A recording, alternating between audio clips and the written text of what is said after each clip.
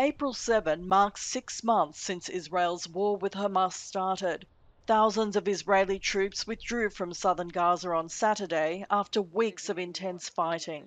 Israeli media say a single brigade is staying on to guard the corridor where aid passes through to northern parts of the Strip. About 33,000 Palestinians have been killed since the Hamas attack in Israel on October 7, when fighters killed 1,139 people and kidnapped more than 250. Israel's retaliatory operation has since displaced 1.7 million Palestinians. Meanwhile, the Israeli military says it made two basic mistakes when troops killed 7 aid workers in Gaza almost a week ago.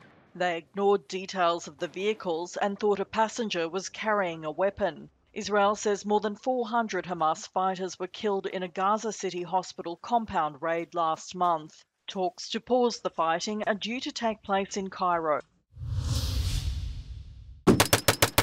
This trench that Ukrainian soldiers are trying to reclaim is not on the front line. It's in Poland. And today the enemy is not Russian, but French. This is just one of the exercises the French military is running as part of the European Union's military assistance mission Ukraine, also known as EUMAM. For about a month and a half, Ukrainian soldiers are put through their paces so they can return home with improved skills in tactical shooting, mortar firing, vehicle driving and upkeep, demining and drone piloting, among others. Donc ici en Pologne, nous avons un détachement français qui est de l'ordre de 200 à 250 soldats et qui a pour mission de former des bataillons ukrainiens qui vont de 400 à 700 hommes à former. Et ça va du niveau individuel, le plus basique, avec des savoir-faire élémentaires tels que le tir, le sauvetage au combat, jusqu'au niveau de la compagnie, je pense en particulier à la manœuvre, à la réflexion tactique et à la conception des ordres.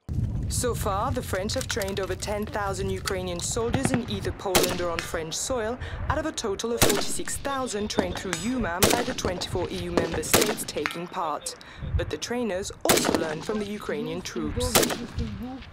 Ce que nous apprenons d'abord de la part des Ukrainiens, c'est surtout nous apprenons à nous adapter.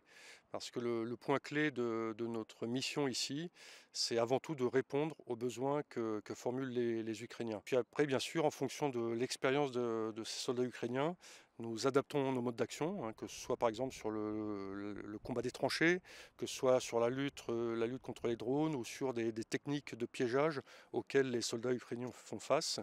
Euronews was not able to speak to any of the Ukrainian soldiers during the training day we observed last month, but in an emailed statement, the Ukrainian Defense Ministry said it is very important to continue the training of Ukrainian military personnel within the framework of this mission.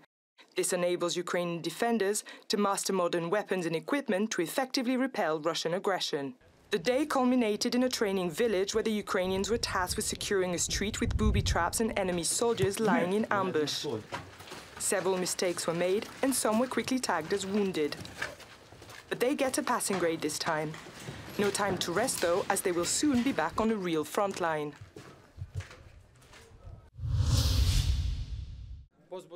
Peter Pellegrini wins the Slovakian presidential elections amid division in support for the Ukraine war. The ally of populist Prime Minister Robert Fico received about 54% of votes, with nearly all polling stations counted. Experts express what they think might have made the difference. I think that what contributed to his final victory was that he was more efficiently in winning the votes of those candidates who did not succeed in the first round, means above all Stefan Harabin, and then also the voters of Hungarian minority in the south of Slovakia. Pellegrini promised to provide the people of Slovakia with a safer and better quality of life. Péter Pellegrini győzelme megerősítheti Szlovákia, egyúttal a közép-európai régió oroszbarát politikáját. Robert Fico miniszterelnök pedig szövetségese az új államfő beavatkozása nélkül folytathatja programját. Magyar Attila, Euronews, Pozsony. Euronews. The news.